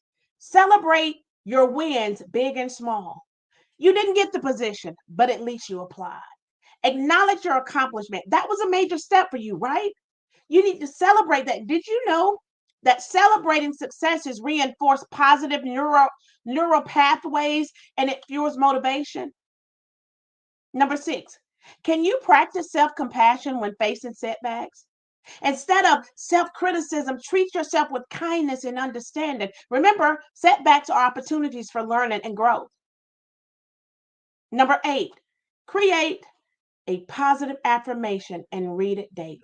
I am a leader. I am confident. Remember, repeating this affirmation is retraining your RAS. You're rewiring your brain for greater self-belief. Join a professional development group for women. Connect with other women who share similar beliefs and challenges, and they can help cultivate the gift inside of you. And lastly, schedule time for activities that bring you joy. We're so busy and we want to win so bad. Can you make time for some hobbies and some activities or experiences that uplift you and recharge your energy? Remember, this isn't just something that I'm just doing just because it's a great topic. I've studied this and I understand this. This is about taking control, using the power of our minds to create a world where women lead with strength, compassion, and brilliance. See, we're going to break down those old barriers and build a future where leadership isn't about gender, it's about who we are and what we have already achieved and what we can achieve together. So let's do this. Let's make a commitment to support each other, to lift each other up, and to unlock the incredible power within each of us. We're a force to be reckoned with, and we're ready to change the world. Thank you all so much for listening. I know that there are some world changers and game changers in the room on tonight, and I'm super duper excited about it. Thank you so much, Tameka, for this opportunity. I really hope that this blessed the people on tonight. Listen, if it didn't bless them, it blessed me, okay? If it didn't bless them, it blessed me. I love it. I love it. I love it. This is absolutely amazing. I appreciate you for sharing. I appreciate you for being showing up as Dr. Tavis as only you can. Okay. I appreciate you. And I know that it's released a lot of people and it's going to release even more as more tune in and catch what it is that you had to say tonight. So I appreciate you, Dr. Tavis. Thank you so much for your yes. Listen, you all make sure you connect with Dr. Tavis, okay? Dr. Tavis, tell her. As a matter of fact, how can they reach you and connect with you, Dr. Tavis? So one of the best ways is my Ask Dr. Tavis on Instagram or Dr. Tavis Taylor on Facebook. Those are the best ways to connect with me. We got some amazing things that's coming up. I'm super excited about it, Tameka. Thank you so very much. Thank you. Thank you. Thank you. All right, y'all. Connect with Dr. Tavis. I'm getting off the screen. I don't want to take her off, y'all. I don't want to take her off because she got a lot more in her. But I'm not going to misuse and abuse what I have access to. But I would love for you all to connect with her, as well as connect with all of the other amazing ladies that have shared and transparently shared their journey, their knowledge, their expertise with us tonight, as we are talking about overcoming. Overcoming. Listen. I have a special guest coming up, but before I do that, I want to just take a moment to say thank you to all of our amazing sponsors. I don't know if y'all caught that, okay? We have some amazing sponsors. We have Sis Means Business as a sponsor, Mogul TV Global Network as a sponsor, Mo Shea as a sponsor, as well as the Leading Executive. Check all of them out. Sis Mean Business Conference is a conference that's happening here in 2024. Actually, I should have asked Dr. Tavis about it because that's actually a conference that Dr. Tavis is hosting. Sis Means Business Conference. I'll make sure that we put the link so that you can click on it. Click on the link to go check it out and learn more about it and register to attend. Be in the room, get in the room, understand what it is that you need to do because listen, sis means business, okay? And thank you so much to Moshe, always supporting all of the amazing things that we're doing here with energizeHER. Moshe Incorporated is a nonprofit based out of Texas, the Dallas-Fort Worth area, doing some amazing community work, social impact work. Listen, connect with these amazing sponsors. I appreciate each of them for saying yes and for showing up and blessing us with how they have. So thank you to each of them. Listen, tonight was all about overcoming something. What is it that we want to overcome? How can we overcome? You know, the Latasha spoke to us about overcoming those lies that we keep feeding ourselves of what it is that we can and cannot do. Then we had the panel come through and they talked to us about overcoming the gender bias in our careers and our business. Then you had Dr. Tavis come through, overcoming all of that negative stuff that we keep piling up on ourselves, but all about our minds and how we can expand our minds, how we can retrain the brain. I love that, Dr. Tavis. And so listen, I have a special guest. And you know, this is a different perspective, which you probably wouldn't expect on a platform that's all about women. But you know, there's a lot of women who have male counterparts. Okay, whether they are our boos, our bays, or our husbands and husbands. But tonight I have our first gent who is joining us on the Energizer platform, Mr. Antonio Mitchell. We call him Mr. Tony for short. Hey, Tameka. Hey, how are you? I am good. I'm good. It's been a Listen, long time. it's been a long time, y'all. It's been a long time, but I get so excited when I see good people. I get so excited when I see good faces. And I know there's going to be a good conversation. So thank you for your yes. Mr. Antonio Mitchell was, listen, I reached out and say, listen, I'm doing something a little bit different. Okay. This is for the women, but we want to make sure that we have a man's point of view. You know, sometimes you know you can get a little backlash from that because what a man gonna tell me what to do. Well, listen, you ain't got you might not have a man. Okay. But anywho, we're gonna talk and we're gonna have a good time. We're gonna have a good time. We're talking to Mr. Antonio Mitchell. Mr. Mitchell, please introduce yourself real quick for us, please. All right. Good evening, everyone. My name is Antonio Mitchell, but I go by Tony, and I am married to the wonderful, beautiful Sanita Mitchell, who is in class right now, but I'm sure she will check out, you know, this podcast or this event when she gets home later on today. Recently, I just graduated this past Saturday with my master's in divinity. So, awesome. Yeah, so that's a big, huge thing for me. Sanita and I have been married for about 15 years. It'll be 15 years this year. So wow. 15 years. We have, man, it seems like we got a whole bunch of kids, but we got at least about 6 kids. And 1 grandson. So, congratulations on a grandbaby. Yes. Amazing.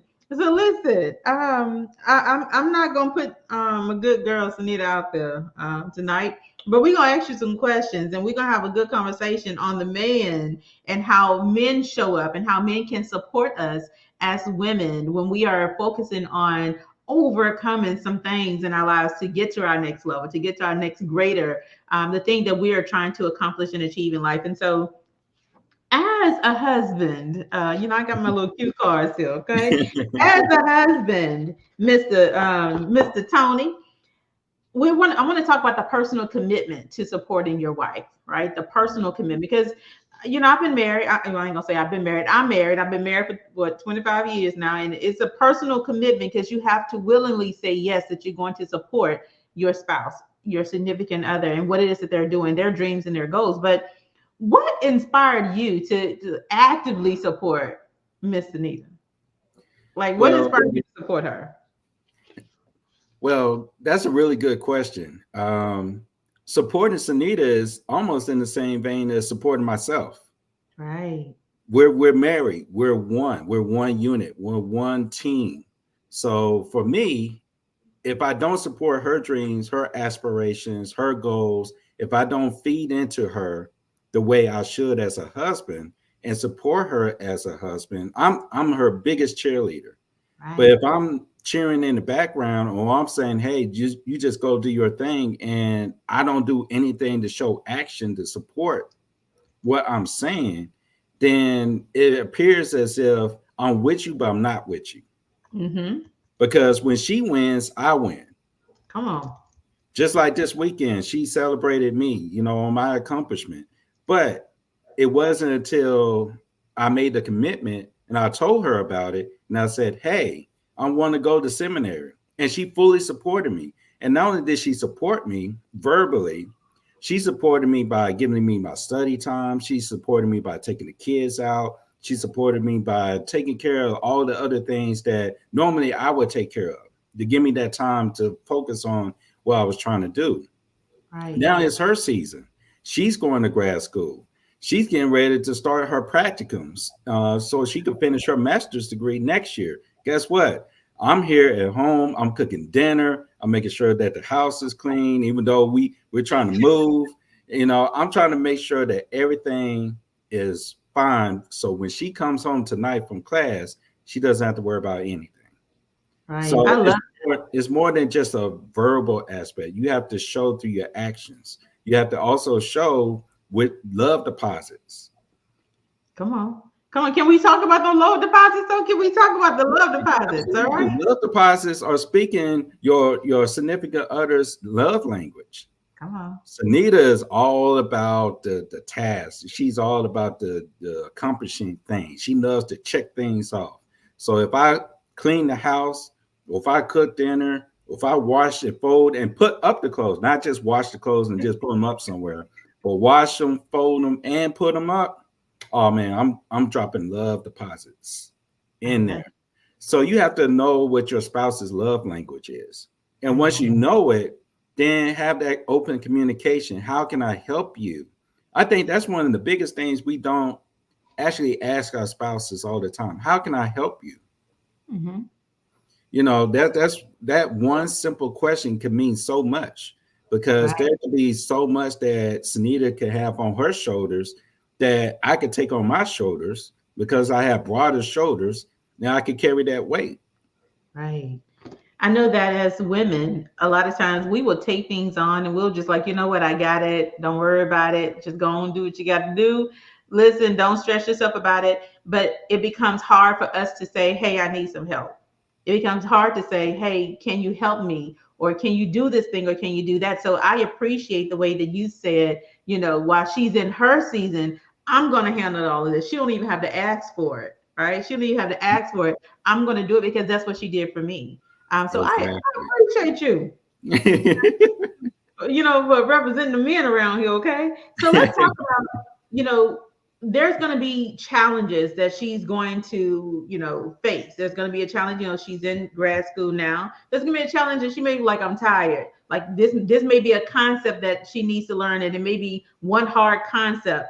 When it comes to overcoming some biases, what are some things that we can do or that men can do to support us as women as we are struggling to overcome some societal biases, or whether it's something that we have to deal with ourselves? Like, what are some things that men can do outside of just showing up and doing the things around the house? Like, what are some things that you would suggest that men do?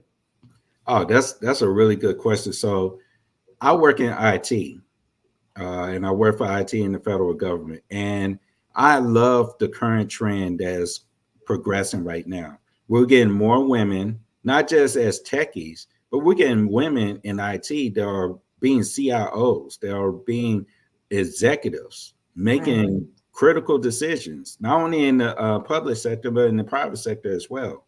So as a man, and in supporting Sunita and supporting other women across all professions, it's our duty to try to present an open door opportunity to them. It's up to us, because as you know, I speak to this, as African Americans, we have to overcome some additional hurdles that some of our other brothers and sisters might not have to overcome. So it's on us to try to encourage. It's on us to try to pass knowledge down. That's one of the key things. Pass the knowledge, the things that you have learned, the things you have experienced. Share that with someone because that will help someone down the road. A lot of the things that Sunita is going through right now, and going back to her master's degree program, I'm sharing all of my experiences with her to help her out because guess what? I've done this 3 times over. Right. So it's like, hey, you're going to experience this. You're going to experience burnout doing this. This is how you should handle it, or this is how I should handle it. I would recommend that you handle it. So providing that advice and providing that encouragement, because you said one of the key things, you're tired, you're trying to take on the whole world by yourself. Sometimes you just got to let your significant other know, hey, if you just need a shoulder to just cry on, I'm right here. If you just need someone to talk to, Sunita would come home and she would tell me her whole entire day. And I would just sit there and just listen. I would just let her just let it all out. So there's various ways to just show that support, but also when you provide recommendations, I've learned this. Now I've learned it the hard way. When you provide recommendations, don't say it in a tone of you need to do this. Say it as, hey, this is something for you to think about. This is something for you to consider. Because at the end of the day, we're all grown people. We all make our own decisions. Even though we're married, in some capacities, we still make our own decisions. So I have learned to say, well, you need to do this. And I've learned to say, well, here is how I might approach it. And you can take it how you see it. So those kind of things can help not only keep the lines of communication open, but also they can allow more communication to come because the last thing I want Sunita to do is to shut down. Right. Right. I love that. It's all about the delivery, how you deliver what it is that you say. I ain't gonna put in my thoughts. I'm about to put my husband all under the bus, but I ain't gonna do that tonight. Okay. Please don't do that. I'm not gonna do it to him. But that's something that we have discussed. It's all about how you say what it is that you say. I don't have a problem with hearing what you say and listening and taking that recommendation, but it's all about the delivery. Please don't come to me and keep talking about you need to do this, you need to do this, you need to do that. Like that is one thing that I know I'm not alone. And listen, ladies, y'all better back me up on this. In the comments, let me know. Have you ever been in a situation you felt like, what? It's about the delivery. If you would have said that a little bit better or a little bit different, the way that you suggested or recommended some things, I might have taken it and not got ready to snap your neck. Okay. Thank you, Ivori. Yes, I am not alone. So listen, when it comes to encouraging ambition. So in what ways have you encouraged your wife to pursue her passions? Right. Oh man. That's Sunita is ambitious. It's just part of her fabric. She is an entrepreneur at heart. And recently she just launched her new business endeavor, Joy Break Forth. Yeah. And that business endeavor, that ambition has been phenomenal. The results that she is seeing thus far. For me, I had to learn to let Sunita do it the way she sees fit. Now, for me, I'm a more, hey, plan things out. We need to have every detail documented and flow. And, we need to make sure that, hey, this is checking here and this is checking over here before we can move over here. Sunita's like, hey, I'm ready to go. Let's go. And, for me, it's against what I believe or how I operate. But at the same time, I don't want to constrain her to fit the context of what I think is the Right. method or the way she should go about doing her business. So, for me, it's more or less like, hey, okay, you know what? You want to start this new business? Cool. What is your overall plan? What is your overall scope? Who is your overall customer? Who are you really trying to reach? What is the purpose? So I asked those high level questions enough to just get the information that I need to understand, hey, how can I help you? Mm-hmm. Also at the same time, not try to constrain her so that she feels like I gotta do a plethora of things in order to meet what Tony thinks I should have. Right. Like, listen, y'all, Tony is the business coach without the business coach title. Okay. I love it though. I love it because again, it shows your interest in what it is that she wants to do, right?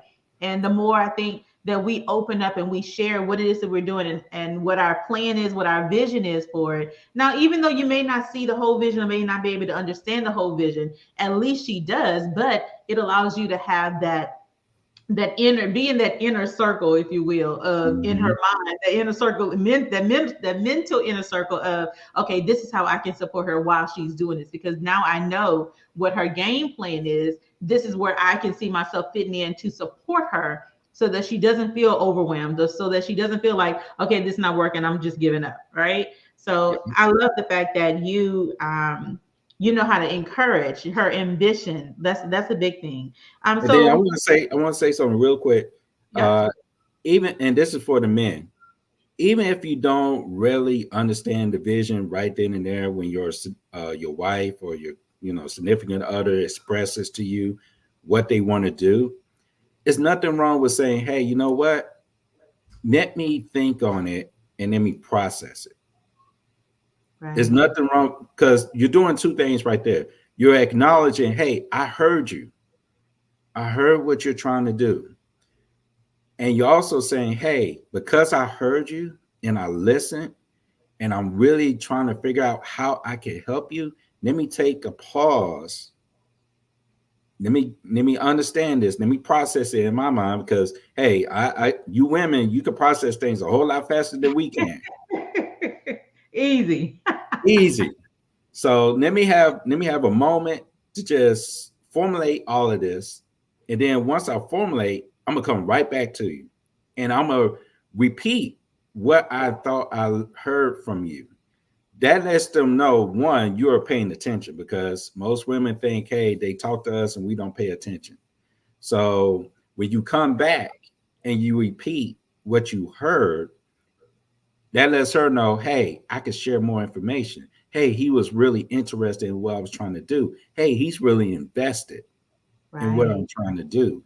So it's all about, hey, if you don't get it right then and there, take a time out. There's nothing wrong with it. Again, it's all about the delivery. Okay. For any gent who may be tuning in and tune in later, listen, it's your delivery. Check it. Okay. Okay. It's So your listen, delivery. I have a few more questions that I want to ask you, but I will say, ladies that are here, if you have any questions for Mr. Tony, go ahead and put them in the chat here. Put them in the chat. We would definitely get to them and pull them up so we can get that good answer. All right. So, Mr. Tony.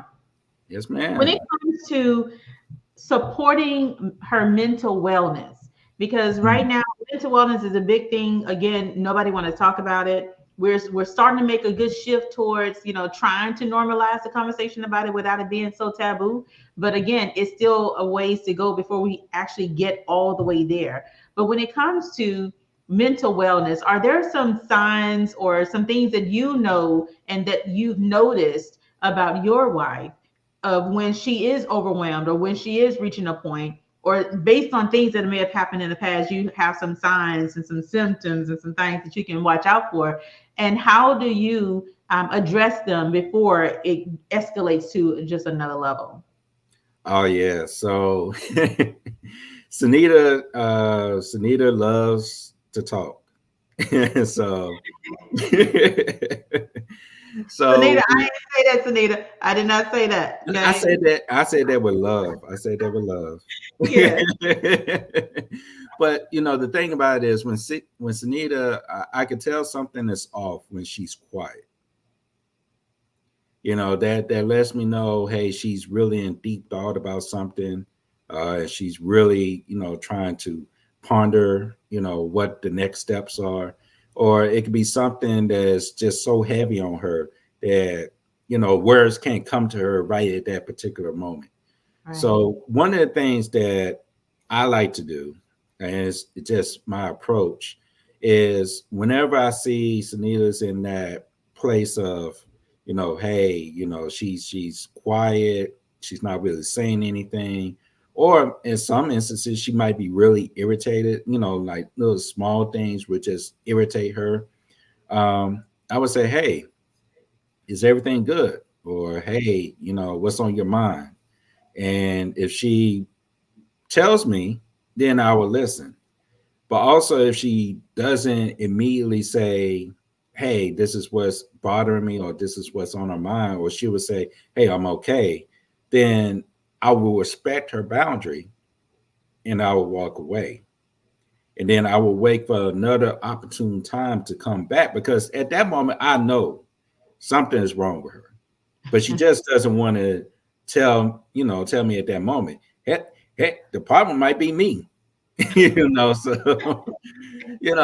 just keep it at 100. So I would give her space, right? And I would give her distance, and I think that's really important. If from the mental health perspective, I know when Mother's Day comes, I know that's going to be a time where she's going to really start missing her mom. Mm-hmm. So I make sure that I don't do anything that triggers. There's certain songs that Nita doesn't want to listen to that reminds her of her mom. I will make sure I don't have that on my playlist at all. Right. There are certain things that I will be careful to do, to make sure that I'm being respectful in her feelings. So it's a matter of, again, knowing your spouse, knowing the triggers. That's very important, because my wife, she lost her mother, then recently, just last year, lost her grandmother. So, there's certain things that will remind her of them. So I will make sure that I don't try to trigger or inappropriately say something or inappropriately do something that will, kind of put her in a bad place, so to speak. But as far as mental health, I think the biggest challenge that we have faced and we have learned to cope with was the loss of our daughter, Anaya Simone, during not even our first year of marriage. Wow. That was a very painful event for both of us. That was my first time experiencing pregnancy at all. So to be happily married, we're newlyweds, we find out that we're pregnant, and then all of a sudden, 10 months later, our daughter is gone. Wow. That was the biggest mental challenge, emotional and mental roller coaster that we had to cope with. Notice I didn't say overcome. Right. I said cope with. Because every single day, because even this year, if our daughter was still here with us, she'll be 14 years old. Wow. 14 years ago. So it's you always think what could have been. Always think what, how things could have played out. And just speaking from a mental perspective and respecting boundaries, the pictures of our daughter, I have only seen them maybe 4 times. Oh, wow. In years. Wow.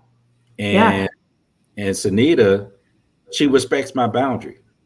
She would ask me every birthday, or she might not ask me because she know the answer would probably be no. But in some instances, she would say, "Hey, Are you okay with seeing the pictures? Or if she's going to do, like just recently, she did something for her class that talked about grief, and she Mm-hmm. wanted to use Anaya and use some of the items that we got from the hospital. And she asked me for my permission. Hey, is it okay if I do this? Is it okay if I use this? And I do the same thing. I know there's certain things with Anaya I just don't touch, I don't play with, or if I do, it's always like, hey, are you okay if I do X, Y, and Z? So Right. when it comes Right. to mental health, it's all Mm-hmm. about knowing significant other, and it's also respecting boundaries. And it's Right. also the last thing is there's nothing wrong with seeking professional help. I love that. I love Encourage that. it. Encourage I, it. yeah. I know we pray. I know, hey, we believe in God, we have faith, but sometimes prayer and counseling work hand in hand together. Absolutely. I believe in counseling now. Okay. Since Anita pushed me all the way into it, I would say that she was very much an encourager of me starting the process of being okay with opening up about my own mental wellness and things that had happened in my past that I hadn't really just been able to even think about moving forward or trying to move forward from being stuck in that moment, but then putting it in the back of my mind and not talking about it, not dealing with it, only led to greater hardship, greater struggles of trying to personally be okay with pretty much anything and everything and everybody too. I will say, so before I ask you this last question, before we wrap up, we had Ivory come through and she told us that sometimes we just need you to sit with us in silence. We were talking about earlier on ways that you can support with mental wellness and support with just being there. Sometimes she says sometimes we just need y'all to sit with us in silence and don't say nothing, just sit there and hold us too. Okay. Um, Gerard's in the house. So as you were speaking about your loss with Miss Anaya, he said that he experienced it too with his ex-wife, who was pregnant with twins at 5 months, and how it was tough for them as well. Absolutely. So Gerard, listen, he's standing up. He said, "Listen, I talked to my therapist too, good, bad, or indifferent." So I love that we have men who are supporting women, supporting their partners, supporting their wives, and also speaking on mental wellness because Energize is all about mental wellness, y'all. Listen. So, Mr. Tony, before I let you go, the last question I will ask you is all about advice to other men. What piece of advice did you give to other men who want to support their partners but don't really know where to start? Like you've given a lot of great insight into listening, into being in tune. But if they don't know where to start or really how to listen, because I think listening is an art as well, right? Yes. But if they don't know how to listen, if they don't know where to start, what is some advice that you can provide? What's one thing that you can tell them they can start doing tonight? One of the great things they could do is do a self-assessment of themselves. One of the Right. things that Sania and I do, and we do this every 6 months, is we do our marriage report card. Oh. And we will grade ourselves. Oh. She will grade herself, I'll grade myself, and we'll list certain criteria on which we're going to grade ourselves on. And then we'll share our grades with each other. And here's the key part. If I give myself a grade, she has the opportunity to either confirm that grade or say, hey, you know what? You grade yourself at a B, but you really kind of at a C, and here's why. So Yeah. you can't say, hey, I'm going to move you from a B to a C. You have to explain why. And Yeah. also, once you get that final grade, your final grades, wherever it's a C and below, we never gone below a C. But it's things that you have to work on. But one of the other things I always ask myself, and I had to work on this. So trust me, it took years to get to this point. I had to look myself in the mirror and stop saying, hey, Sunita is not doing this. Hey, she's not doing that. Hey, I need her to do this. Now, when I look in the mirror, I say, Tony, what are you doing to make your marriage better? What Oh. are you doing to make Sunita's life a whole lot better? What are you doing to lead this family in the direction of where it should be going? I ask myself those questions. So now, instead of finger pointing at Sunita, I'm pointing at myself. Right. Holding myself accountable. What can I do to be a better husband? What can I do to be a better best friend to my wife? How can I better support her? Am I doing everything that I should be doing? And also, too, it helps to have accountability partners. Mm-hmm. Men that are primarily in the same group. Don't have any married men and they miserable as husbands. That's not going to work. You want to surround yourself around like-minded men who have, I like to have men who've been seasoned, who've been in the game for a long time. Right. Hey, pour into me.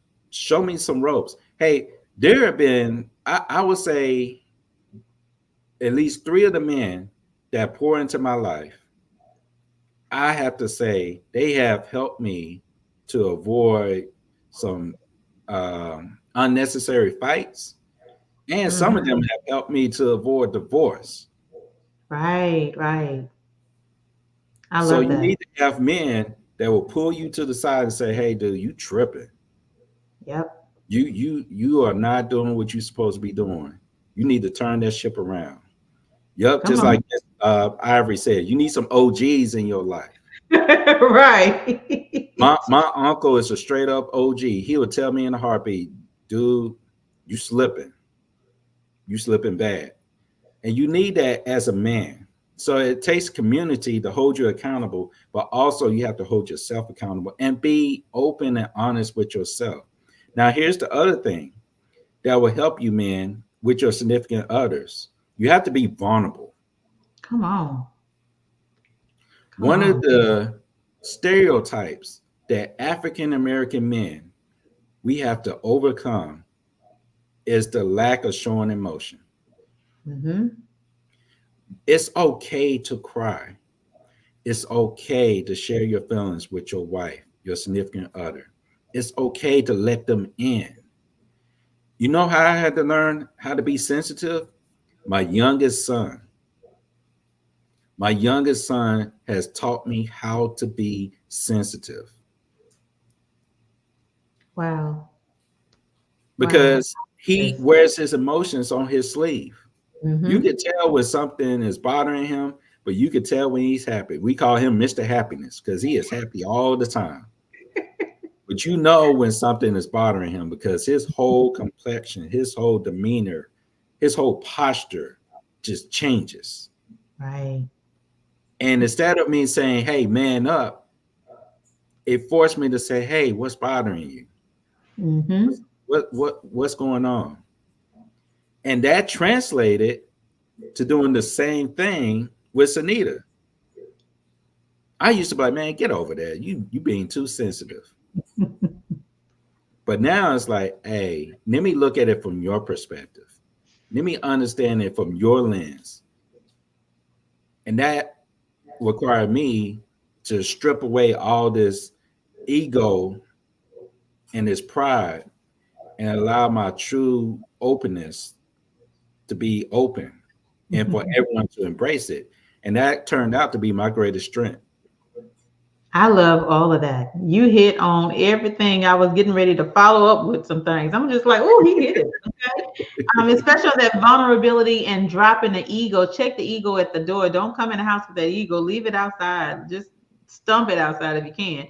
But being vulnerable. Oh wow, I love that. And then you spoke on how your son, and he helped you learn how to be a bit more vulnerable and talking and how you speak. Because I know for me, I will say this in a heartbeat. I'm just like, yeah, bro, suck that up. No.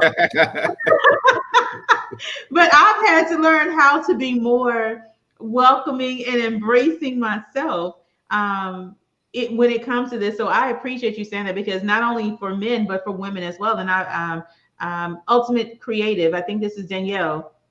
she mentioned how women being vulnerable can be tough for women, especially if we're dealing with feeling ashamed. I don't feel ashamed. I was just like, yeah, nah, we ain't doing all that. Suck it up, let it go, let's move on. I, for me, because and I think that it comes along with my mental wellness as well. For me, I didn't want to focus on something for too long and sit still for too long.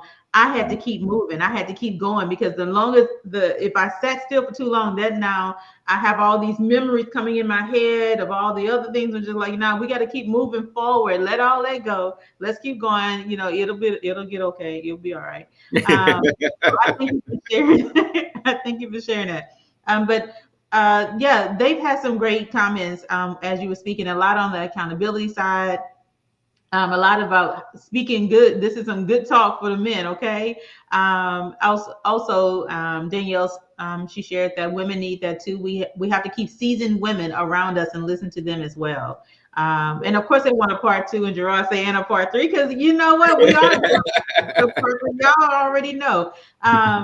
But yeah, so the last thing Gerard says that the part about letting go is on point, and learn what to do and how to control yourself if and when she doesn't respond like you expect. Absolutely. So thank you all for sharing in the comments. Thank you all for engaging. We appreciate you. Thank you, Antonio. I appreciate your yes. I appreciate you for coming on and sharing a man's point of view as it pertains to women and your wife, and us as females, learning ways to energize our lives and overcome some things. So thank you. I appreciate you, Tony. No, thank you for sharing me, allowing me to come on your platform. It's Absolutely. truly an honor.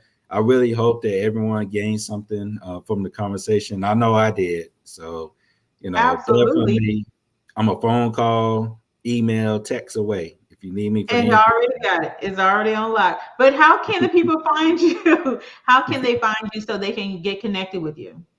So I'm on Facebook, Antonio Mitchell. Also, if you look me up for Anaya's project, you can also find me on there. But I am most active on LinkedIn. So if you look me up, Antonio in parentheses Tony Toney and Mitchell, I am more active on there. I share advice not only from a professional standpoint, but also from a biblical perspective in regards to servant leadership. So if you really want to get in touch with me, if you really want to hear my thoughts and everything that I like to share, catch me on LinkedIn. Catch my side, y'all. I'm sorry. I'm sorry.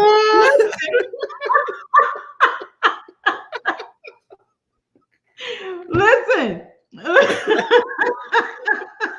You set it up. You set it up perfectly, okay? I did. I set myself up. Thank you so much.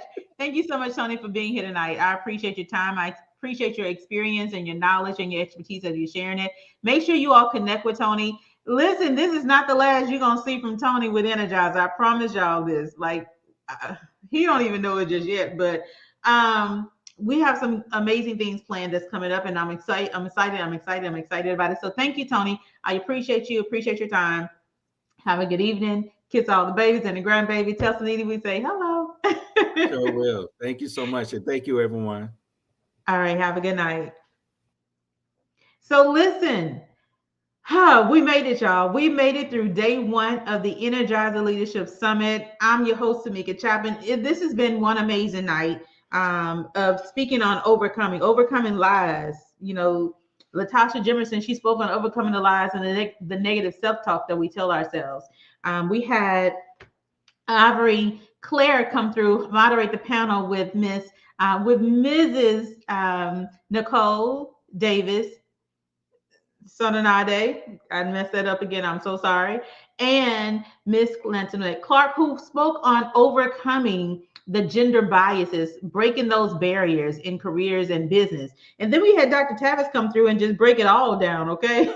She broke it all down with our mindset and how we should be retraining our brain and how we think, what it is that we think, and because there is a power in what we think and what it is that we are expecting to happen.